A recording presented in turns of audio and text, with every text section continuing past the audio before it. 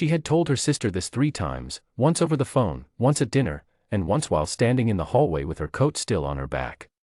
Each time, Yasmin had waved her hand the way she always did, like she was brushing away a small, irrelevant fly. "You have nothing else to do," Yasmin had said. "Come with me. Stand near the entrance. I might need you." "Need me for what?" Nadia had wanted to ask. But she already knew the answer. Yasmin needed her the same way a person needs a spare key, not because they value it, but because it is useful to have nearby. So Nadia went. She borrowed a shawl from the back of her closet, dark blue, a little wrinkled, and she put on a pair of heels she had not worn in 2 years. They were slightly too tight on her left foot. She noticed this in the car but said nothing. She was used to small discomforts. She had learned, over many years, to carry them quietly. The gala was held in a large hall in the center of the city. It was organized by a charitable foundation, an annual event where businesspeople, politicians, and community leaders came together under bright lights and donated money to causes they believed in, or at least wanted to be seen believing in. The host of the evening was a man named Tariq al-Rashid. Everyone in the city knew who Tariq al-Rashid was. He had built his family's company into something 3 times its original size. He spoke at international conferences. He gave generously to hospitals and schools. He was 38 years old, unmarried, and the kind of man whose name people said with a slight pause before it, the kind of pause that carries respect and a little bit of awe. In certain circles, people had taken to calling him the Alpha King, though never to his face. He would not have liked it. Yasmin had been trying to meet him for 2 months. She had attended his foundation's public lecture. She had sent a letter through a mutual contact. She had smiled at him once from across a room at a different event, and she was almost certain he had smiled back, though she could not be completely sure. Tonight was supposed to be different. Tonight she had a proper introduction arranged through her colleague, who knew Tariq's senior aide. Tonight was Yasmin's night. They arrived at the entrance together. A line had formed near the main doors where guests were being welcomed and their names were being checked. Yasmin adjusted her dress and touched her earrings. Nadia stood beside her, holding a small bag, her eyes moving around the space with quiet curiosity. She was reading the design of the building, the way the lights were arranged, the height of the ceiling, the plants placed along the walls. She always noticed things like that. It was simply how her mind worked. Then Yasmin went still. Through the glass doors, she could see a man she recognized. A business rival. Someone she had been avoiding for weeks over a professional disagreement that had grown into something uglier. He was standing just inside, near the entrance, talking to someone and laughing. If Yasmin walked in right now, directly behind her aide contact, they would come face to face. She could not afford that interaction tonight. Not in front of these people. Not when she needed to make a good impression. She calculated quickly. The way she always did. She turned to the aide, who was waiting by the side of the entrance with a clipboard. She smiled at him, her best smile, easy and confident. Then she reached over, took Nadia by the arm, and stepped back slightly herself. "Take my sister," she said, in a cheerful voice. "She will handle the formalities. I need to make a quick call." And just like that, Yasmin walked away. She disappeared into the side of the entrance, pulling out her phone, already thinking about how to navigate the next hour. Nadia stood at the gate. Alone. In borrowed shoes. With no plan and no introduction and no idea what she was supposed to handle. The aide was looking at her. The line behind her was growing. She felt the familiar pull to step aside, to say she had made a mistake, to go and find Yasmin and let her manage it. Instead, she took a slow breath. And then she stepped forward. "My name is Nadia," she told the aide, clearly and calmly. "I believe we are guests of Mr. Tariq's foundation. My sister arranged the introduction through your office." The aide checked his list. He found the name. He smiled and said, "Of course, please come in." He led her through the doors himself, which was something he did not do for most guests.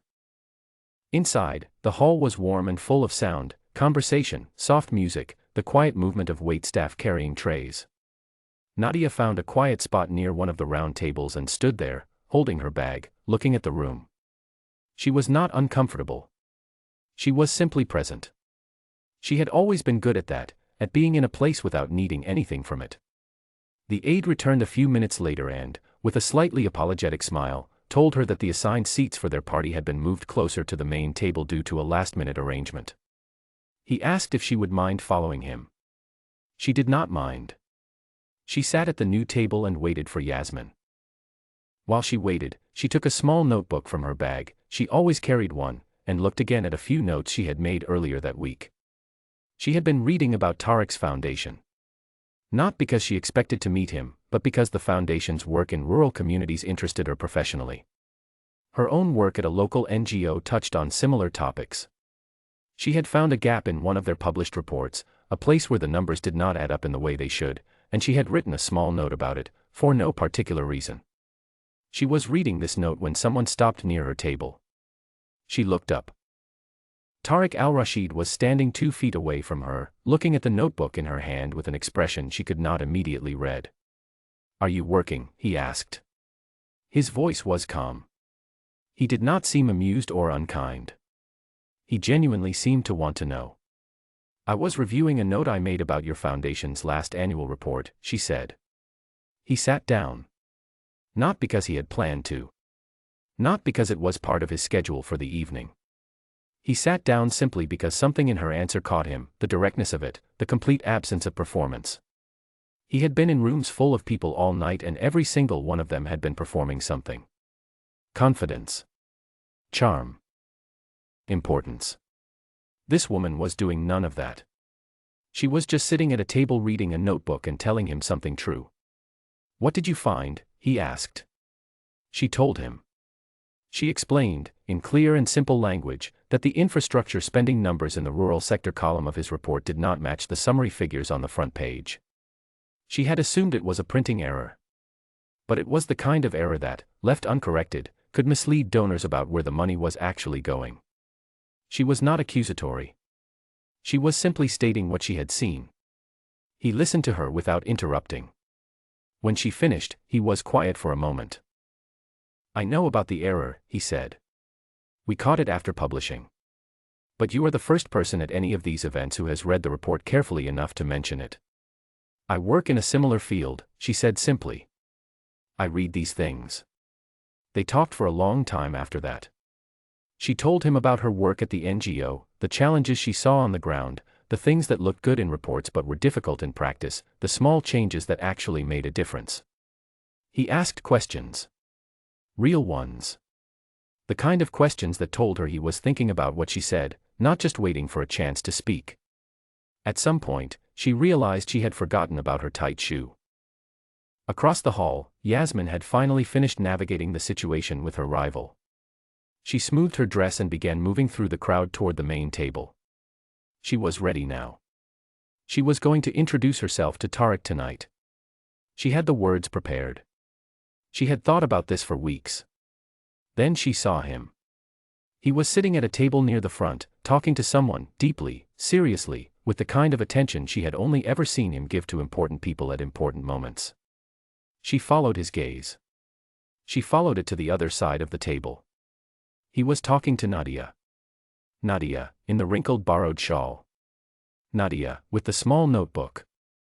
Nadia, who had never in her life walked into a room and commanded attention, who had spent 30 years being the quiet one, the background one, the one people saw when they were looking for someone else.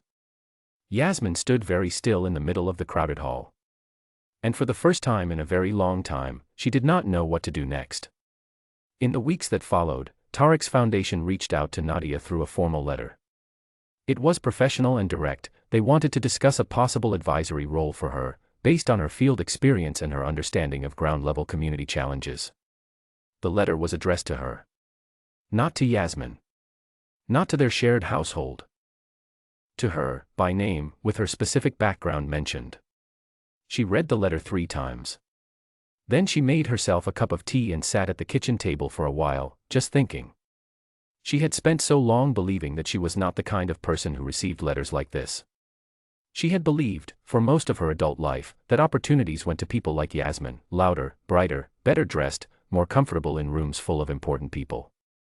She had never questioned this belief very deeply, because no one around her had ever questioned it either. But here was the letter. And it was real. She wrote back the next morning. She accepted the meeting. Their meetings became regular. The professional connection was clear and genuine. She brought knowledge and perspective that his team found valuable, and he offered resources and reach that her ideas had never had access to before. But something else was also growing, slowly and without pressure. They found themselves in longer conversations. He remembered small things she mentioned in passing. She found herself thinking about his questions even when she was not with him. It was not dramatic. It was not like anything she had read in a story. It was quieter and more real than that. It felt, most of the time, like finding a steady place to stand. When Yasmin found out, through a mutual friend, then through their mother's phone call, then through the kind of conversation that travels fast in a tight family, the reaction was not quiet at all. Yasmin came to Nadia's apartment one afternoon without calling ahead. She stood in the doorway with her coat on and her expression tight. She said that the introduction to Tariq had been arranged for her. She said that Nadia had been brought along simply as support. She said that what was happening was not fair, and that Nadia should understand this. Nadia listened to all of it. She stood by the kitchen counter and she did not argue and she did not raise her voice. "You told them to take me," she said, when Yasmin finished. "They did." Yasmin did not have an answer for that. She left a few minutes later, and the door closed behind her with a sound that felt, to Nadia, like the end of a very long chapter. The family dinner that came 2 weeks later was harder. Their mother had made her famous rice dish, which in their family meant that something serious was about to be discussed over something comforting. There were uncles and cousins at the table. There was the weight of people who had known Nadia since she was a child and had, without unkindness, always assumed they knew exactly what she was and what she was not. The conversation went around the table the way such conversations do, carefully at first, and then less carefully. Questions were asked. Opinions were shared. Someone said that Nadia should be careful. Someone else said that she was perhaps being a little naive about a man in Tariq's position. Her mother said, in a gentle but firm voice, that Yasmin had been hurt and that family unity was important. Nadia sat at the table through all of it. She ate her mother's rice. She listened to every word. Then she set her fork down very carefully on the edge of her plate. She looked at the table. And she said something she had never said at any dinner, in any conversation, in all 30 years of being the quiet one. "I hear all of you. I love all of you. And I am not going to step aside." The table was quiet for a moment. Then her mother nodded, once, slowly, not in agreement, but in recognition. She had seen something in her younger daughter that she had not been looking for. Most people, Nadia had found, will eventually see you clearly if you give them no other choice. Months passed. The advisory role became a full position. Nadia moved into a new office on the 3rd floor of the Foundation's building, a small room with a large window that looked out over the city in a way she found, every morning, quietly wonderful. She bought her own shoes. They fit perfectly. Her relationship with Tariq continued to grow, not in the way that stories usually describe these things, with sudden revelations and grand declarations. It grew the way real things grow, slowly, steadily, through ordinary days and honest conversations and the particular comfort of being known by someone who chooses to keep knowing you.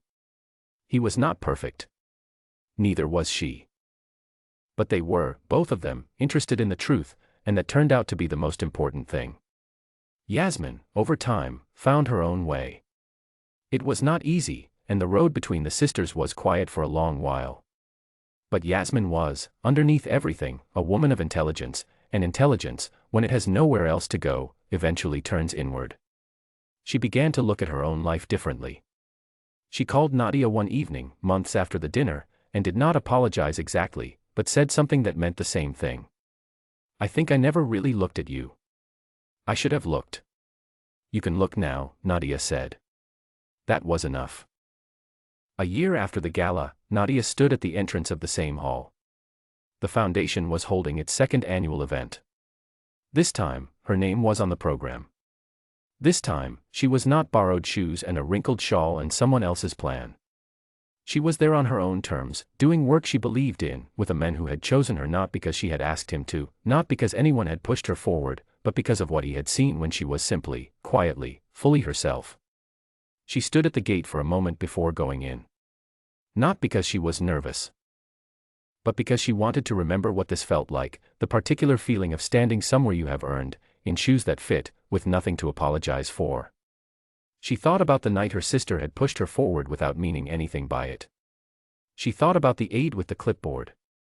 She thought about the notebook in her bag and the error in the report and Tarek sitting down at a table when he had not planned to. She thought about how many things had to happen in exactly the right order to bring her here. And she thought that if Yasmin had not, in a careless moment at a crowded entrance, turned and said those words, "Take my sister," none of it would have begun. Life, Nadia had learned, does not always wait for the right person to be pushed forward by the right people for the right reasons. Sometimes it simply needs you to be standing at the gate when the door opens. And sometimes, the person who opens the gate for you does not even know that is what they are doing. She stepped through the doors. And